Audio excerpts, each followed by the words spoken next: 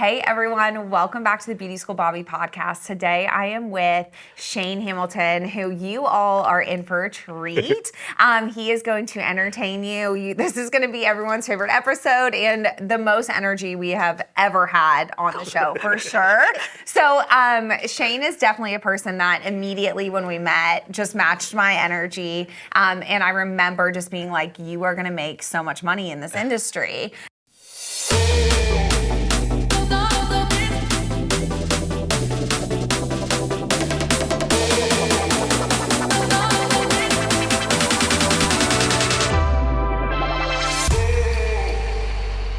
I'm so excited that you're here. So thankful that we get to be together to talk. So thank you for being excited. Here. I'm excited. Like, I remember when you said that, I was like, I doubted myself. I was really like, she's just saying it to everybody to get her anybody in.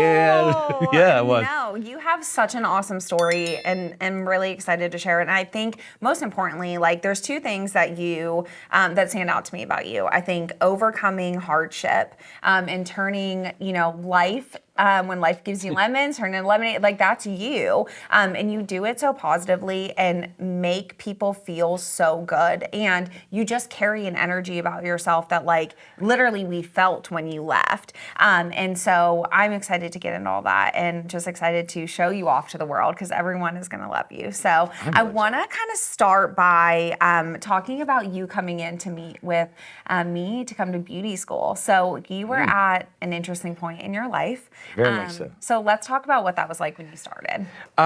Well, we had COVID hit, which changed a lot of people's lives. And my husband actually died in my arms on December 31st, on 2020. We had COVID at the time. He died of a heart attack. It kind of wore his body out. And life got really dark after that. I mean, I was only married to him for about 3.5 years. I thought my life was going in a certain direction, and after a lot of already turmoil, I was really excited about having a positive direction. And then God decided to kind of change that for me. He was like, no, this is not what it's for. And I got real dark. I'm a recovering addict, so unfortunately, I even relapsed. And then, luckily, with the power of Scott as my guardian angel, got fire and to just kind of, this is not the way he wanted me to live.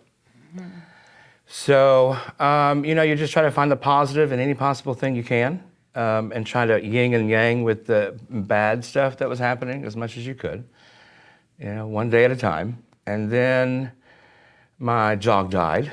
Then his mother died 2 months after that. So we lived with her and she was sick. And then of course, after he died, she was like, couldn't hold on.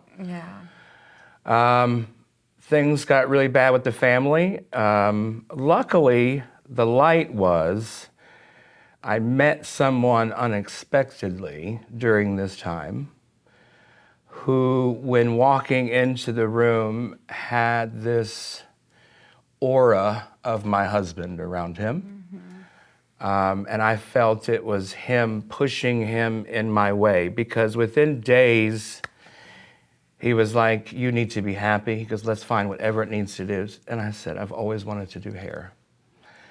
And he said, well, let's make it happen. And by the next day, he had all the finances figured out. He knew exactly how it was going to be done. He said, I just need you to make the call and have that. So I did, and you answered. And I had my wonderful interview, which I went home, I was really excited, but it wasn't over. My first best friend died right after that call. And then I was like, okay, this is definitely where I need to be. I just feel like this is gonna change my life. This was gonna be the positive to a lot of this negative. I enrolled into the September of 21. Yeah, okay. So it was that. And then within the first week of school, my other best friend died. So we had a lot of death and darkness. And beauty school to me, you, the staff, were really the positive to all the negative that was happening in my life at that point. Yeah. So unfortunately, if I didn't have beauty school, I don't think I would have been around today. Yeah. Well, it was definitely what you were made for. And I think that actually my husband and I say a lot, and we try to like teach our kids that you get the light that you give. And so You're exactly right. really being that person. And so again, like when we met, I remember sitting in my office talking to you for like in a normal appointment, it's 20 to 30 minutes. Sometimes people are like shy to ask questions or Right. whatever. And you and I talked like about everything, like Everything, about what yeah. you had done before this, like how had you not already been in the industry? I think that was Right. one thing we were like, how are you not already doing this? Like you're just made for this. And you were at an age in your life where it is a complete start over to come to beauty school, to be around 18-year-olds. And we told you, I remember being Yes. like, just come to us. Like you, and that's kind of what we tell our more mature students, like when, these are the struggles that you're gonna face, but we're was. here to help you Yeah. to navigate that. But you became everyone's favorite. Everyone like looked forward to seeing you, especially when you started on the floor,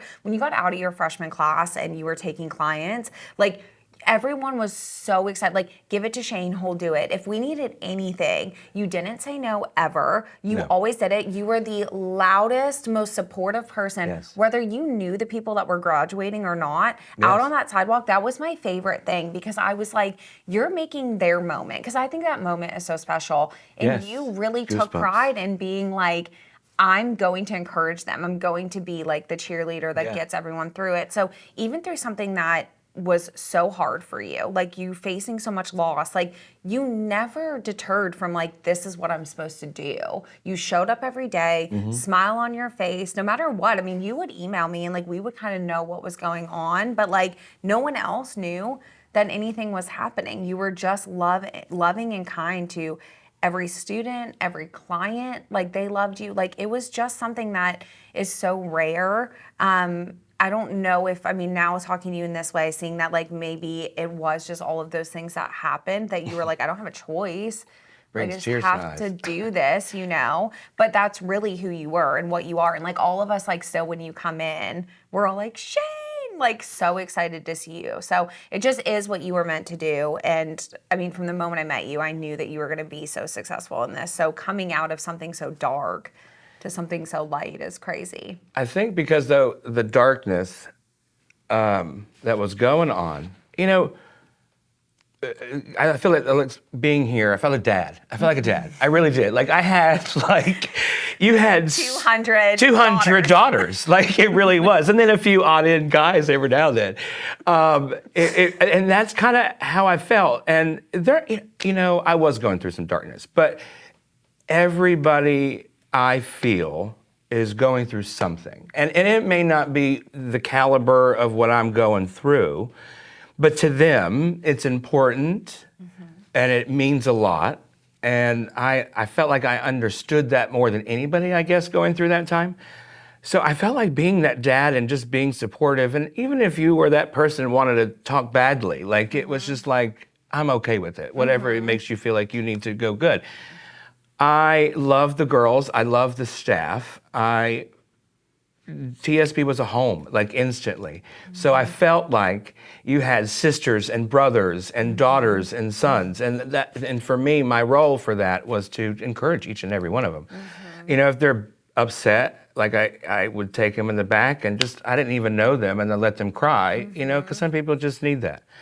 Because I don't think everybody has that person in their life. And even though I could have they may have just known me for the months that they were here, I wanted it to be a bright light for them because I'll always be here for anybody. Yeah. Like, you just got to tell me what's going on. It's crazy to be so selfless though when you're going through so much. And I think that that's like a response that like, I don't know if it was like, if you even knew it at the time or if it was just like, this makes me feel good to do this, so I'm going to distract myself with this. That's it. Yeah. It's not selfless because it was actually very selfish because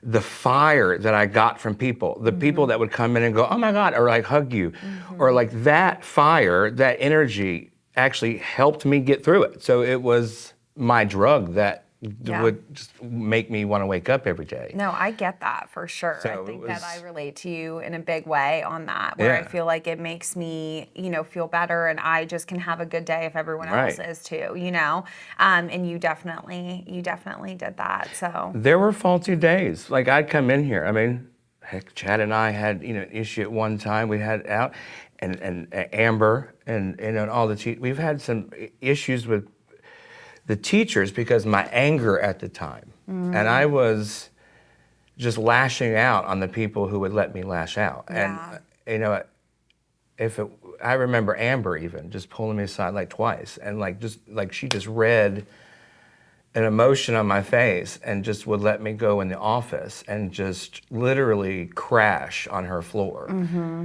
And it was moments like that that just made me respect the teachers and the staff. There were students here that let me do that, and just kept everything shut and just let me cry and then come out and smile. And it's all of those little people, even if it was just one person one time, all of those moments let me live. And it was beauty school that got me through it. Yeah. I don't know where I would have been without beauty school. Like, it was just the right time. Yeah, I think it was too, and we're thankful that we got to have you. So it was honestly like a gift, but I do think that that's an important message, because I think a lot of people spend a lot of their life wanting to do this and maybe not sure. Like, have you realized, or have you seen, since you have done this, have a lot of people come into your world that have either said hey, that's actually something I've always wanted to do? Is that are you attracting that now? Twice I've seen someone go into beauty school and they've mentioned, I saw you do this.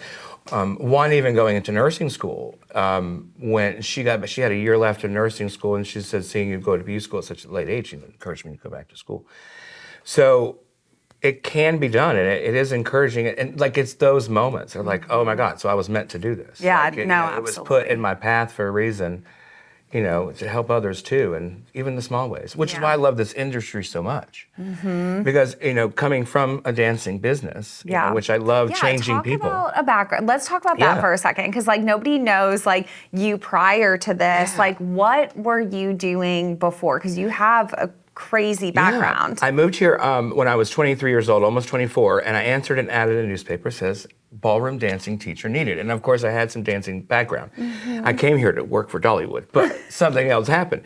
I answered it, and I became a ballroom dance teacher that I just really, really enjoyed. And I worked on and off full time till 13, 14 years.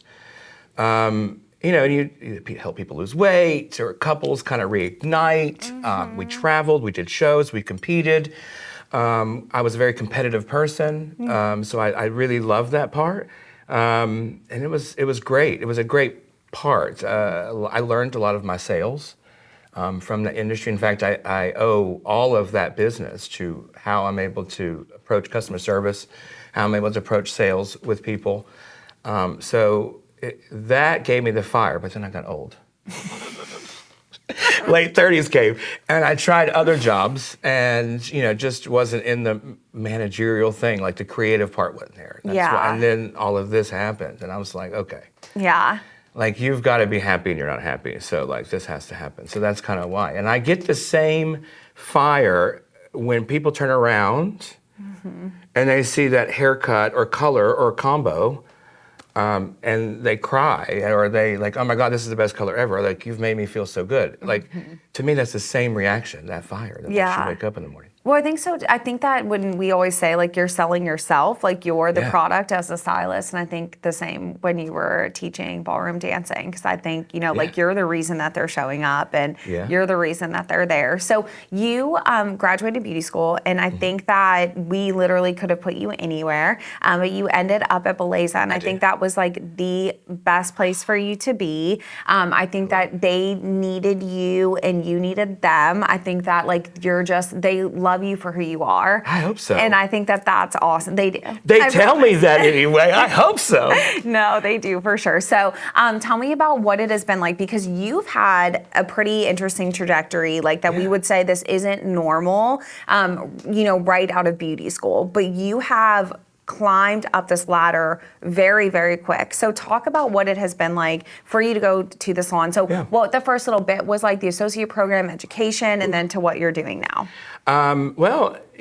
Shadowing was very important. And I think that's where I try to, when I go to do TSP classes, or I go to Veda, or I do anything else, I reiterate, please get out there and shadow, and don't wait to the end, and get out there and shadow, because it's not just you doing cutting hair or color. It's not that. Like it's a family. It's a vibe. It's a feeling. And when you go into these salons, it's not it is used about the services they do, but you want to feel how they feel. Like, do they accept you? Do they love you?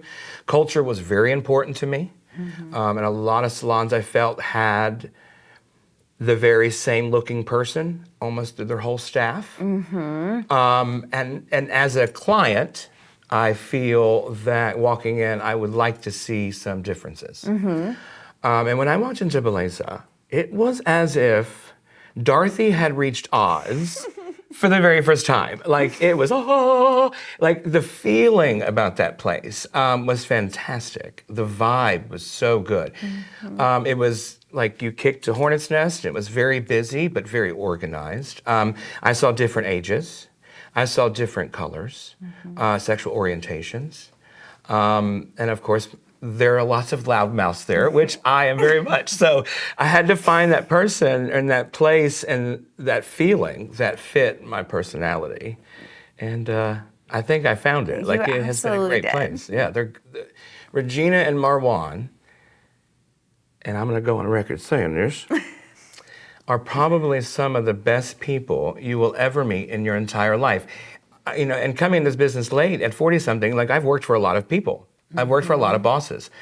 I have never met people even, let alone bosses, that care for people as much as they do. And that was so important to me. Yeah. They wanted to know, you know, what's your goals? What do you want to do? You know, and I have told them everything, and they keep putting me in front of and encourage me to get where I need to be. Yeah. And I've never seen that before. So it was just like, it was a win-win. I wonder if you having that experience of working careers, like being like, I don't have time to try out some places, I need to find my own. If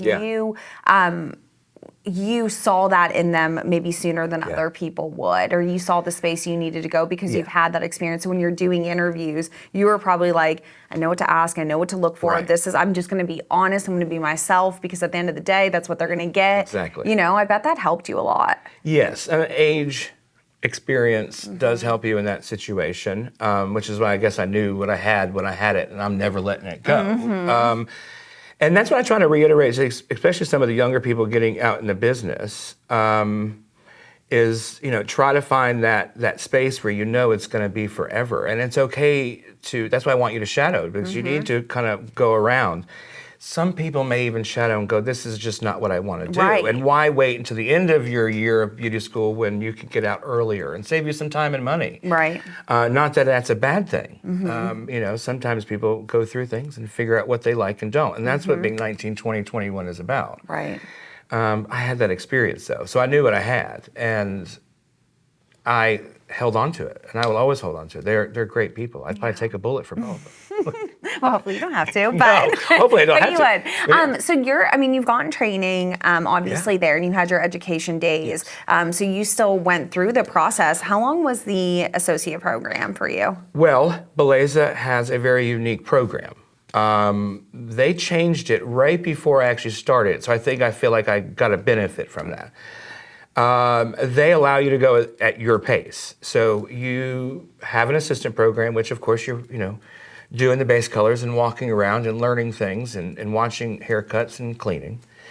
But you earn the days on the floor as you're assisting. Okay, so you don't have to necessarily wait the full program to be over with before you're out there doing hair. Because doing hair and being behind the chair is part of learning. Learning how to deal with customers is part of this job. So you have like a list of things you just need to get done. And it's a matter of you getting it done. So many classes, so many mannequins, so many models. So I would not wait for those classes to come around. I'm like, look, I want this to stay on the floor. Can you please stay after work with me? And then we'll have a one-on-one class. And they would. They were always like, well, yeah, if you're gonna ask me to do it, then of course I'm gonna do it. That's amazing. Yeah, so I stayed after, and I got through the program in 11 months. I actually had it done in 10, but I had a certain day I want to meet, so I did it in 11, took my time. That's amazing. Yeah, and so you're on the floor full time now. Yes. And tell me about your clientele, building your clientele, your books, all of that. Well, you have to trust the process. And that was the main thing. And again, experience helped me that. When they told me it's going to work out, I'm like, okay, I'm trusting you. When you have all of these different clients coming in the beginning, you know, a lot of them shampoo blow dries, which to me, people look at it and go, oh, I got a shampoo blow dry today. And I look at it as, this is a new client. I'm going to get you back for a color or cut. And there's the difference. So I would just build my clientele with that. You know, you never say no to a client, and I don't care what it is. You don't learn and you don't get unscared unless you put yourself out there. So I felt like I had to make those mistakes, and I did. And then all of a sudden, I looked around, and now most of my days are starting to fill up with requests, and they're all the same type of clientele, the one that knows they can put up with my loud mouth and have a good time. And it's crazy. You just put your head down and go, okay, I got to do this. Okay, I need to get this done. I need to get this done. And when you look up, you're like, whoa, how did I get here so quick? I mean, you're about to go to New York, like we were just talking, so you're about to go on a trip. So 2 New York trips in a month. Amazing. I have a cutting one and a coloring class. So I'm doing coloring in May. So we're going to the Goldwell Academy there. And then I have a cutting class that we'll be doing in June. I mean, that's amazing, getting that education. And I think that's one of the things that some salons or some students, I think that when salons come in and they say, hey, we travel and we this and we that, I almost feel like, I don't know if you remember this happening when you were a student, but I almost feel like they don't believe it. Or they're like, oh, we're not going to get to do, or that seems so far away or whatever, but like you're doing it and you get to go have this extra education and get to go to New York. Like, I think those moments are so special for bonding for the salon too, of who you go with. You're going to get so close with, like, you have this whole experience, and you going to that level of training. Is going to be really exciting. So exciting. I'm really excited. One thing I love about Belleza has always been education. Of course, that was one of my pluses, I believe, in there, of the many. When I started, we had classes every Monday. You know, it was always on cuts and colors, different techniques. You know, beauty school gave me all of what I call the foundation, and now we are building the walls and the rooftops. Right. And then I got full time on the floor, level 1 stylist. We go still, once a month, and I can go in as many times as I want to. And we do all kinds of neat colors and cuts. And then we do international trips every other year, and then, in-country trips every other year. So I like to participate in that as much as possible, because that's where you're going to learn. Yeah. You're going to become such like an amazing stylist so much faster too from having that. Like, especially because you're saying like you need to fast track this a little bit. So in speaking to that, so what do you think, I know we talked about this a little bit in the beginning, but what do you think some challenges were of you making this career change later in life? Or if there is somebody that's listening that's like, should I do this? I've always wanted to do this. Let's talk about like good, bad, ugly of that. Like, what were the positives of that? And then what were some challenges? Positives? Everything about it was a positive. There is nothing negative about changing your life at 40-something years old, or 50 or 60. There's nothing wrong with that. Even if you fail, you've at least done it and go, okay, I didn't work out. That's not going to work out. Instead of living for the next 20 years going, I wonder what would I have done? Yeah. It was the deaths that made me realize, like, I've got to get out there and do that. So I will say the positives were everything. Negatives, I mean, being around a lot of recently graduated, students at a younger age, it's hard for me to sit back in a classroom and hearing about their bad days. I'm just going to be honest. I think that's what you were going through too. Like, it had to have been like, it had to have taken so much control not to be like, are you kidding me right now? Did you not know? I'd lost it a few times on these students. I'm not going to lie. I don't remember, because I also have this thing of like forgetting, like, I love you so much, I'm like, nothing ever happened. Right. Well, like, a lot of them were girls that would go through like a lot of them were like breakup issues. Yeah. Okay, which again, I know at that age is a big deal. But you're like, I just lost a spouse. So like a little different. It is a little different. At the same time though, I know what they're going through is a big deal. But what I was just trying to reiterate and trying to, like, at 40-something, you have all that knowledge. Right. And all I want to do is take it out of my head and put it in your head for just one day for me to realize that it may be a good thing that you may not be with this man. Like, take the positive with it. If he's like treating you badly and this is what's happening, then like, this is great. You don't need to be with him, right? You know, it's hard to sit back and hear what I call the small people problems and dealing with what you were dealing with and trying to be positive about it. But again, I didn't want to be too morbid with people. Right. Yeah. You know, I remember understand. one time, I think one of the girls in the classroom was having this issue. She didn't know if she wanted to be with her husband, and it was like they hadn't been together in a very long time, and it was all these things. And I'm like, girl, you are wasting your time. If you are having this many issues with this man, then you do not need to be, because next week you may die in a bus crash, and this is going to be the end of your life. Are you happy with it right now? And I literally, she was like, oh my God. Like, so I was like, oh my God, I need to tame this down a little bit. You know what I mean? Yeah, So sure. it did happen.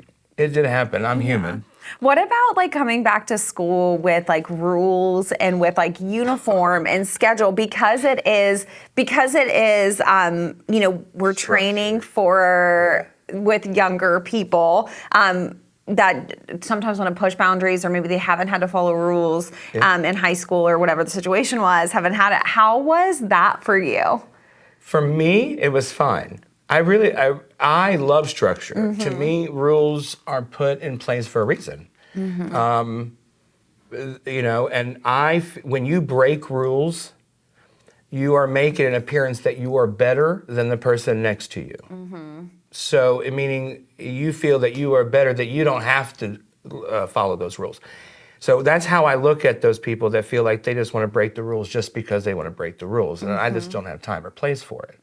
Rules are in a place for a reason. And as an adult, and we get out in the world, what people don't realize is there are rules. Yeah. You have to be on time to things. You have to do things. It's not just whenever you want to do it. And I feel like the school structure of that got me back in the swing of things, of being on time to things, you know, being on time to school and dress code.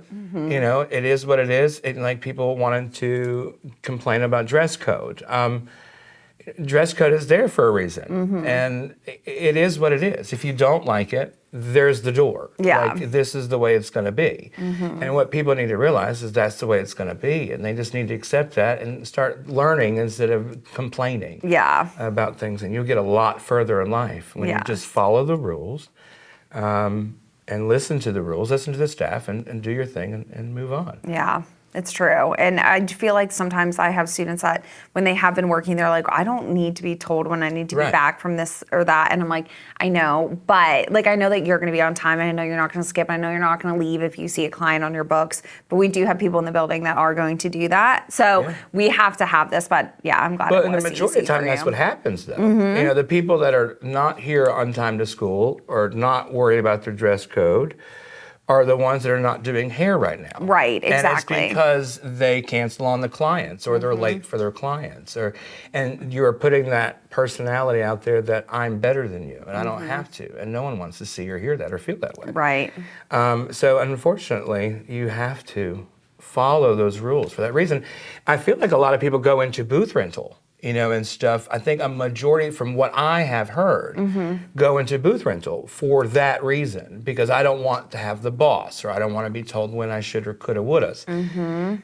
And they're not making any money. And you don't realize how hard, unless you're some famous Instagram socialite, like, you are not going to be doing good getting into booth rental coming out of beauty school. It's going to take many years before you can be full-time. You're going to have a second job. You're not going to be able to focus on to your craft and make it better.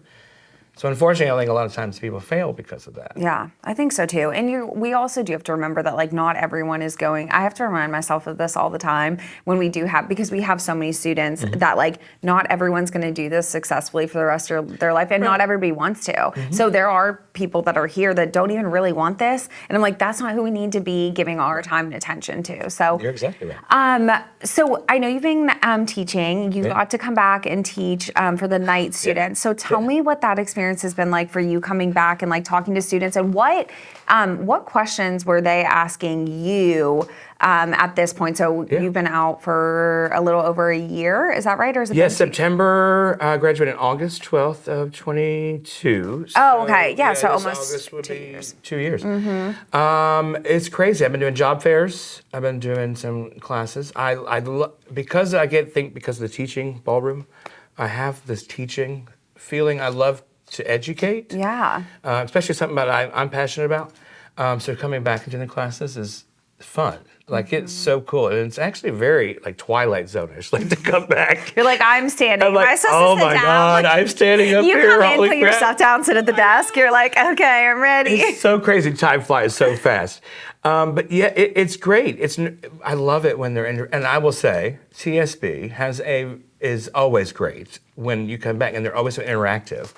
But we did a Vivid class because I love to do colors as much as possible, and got their hands in color, and they loved it. They asked all kinds of questions about, insurances, 401ks. Wow. What kind of benefits are you offering? Yeah.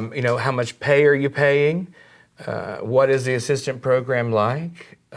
All the things. So they were very interactive Good. and very fun, and they were awesome. Yeah, the night school students, because there's so much going on during the day, they don't always get a ton of guest speakers. And I know, I think Amber's working on that, getting new educators in to talk to them, to make sure, because they're about, our night students are about to graduate. They just did their final presentations, and we've got an amazing group coming out. And so I know they were really excited to get that attention from you and Michael as well. But I think it's awesome for you to be able to be open with them about what this all looks like. And it's good because I think you come at it from a way of like, this might not be for you, and but this is what worked for me, and this is what's been positive in my life. But again, no hard feelings if this isn't what works for you. Exactly. So I love that, and they were all really excited and like all loved you. So I knew they would. I love this business. Like, can you go wrong? Like, anytime you get a chance to spread the love to anybody, heck, I might meet you in Walmart, and like we're going to talk about hair. It's funny because you've been in the hair business. I don't know what has happened, but after beauty school, like there is a big old light that apparently that I'm a hairdresser. Really? Because I go into Mexico, and I'm on a ship, some yacht for out there, and this woman comes up to me and she goes, "You cut hair, don't you?" And I said, "Yes, I do." She goes, "Well, I do, and I'm from Wisconsin." And honey, and then the three more come up, and then all of a sudden it's like this hairdresser reunion. Yes, and honey, we've been friends on Facebook since, and we follow each other's hair career on it.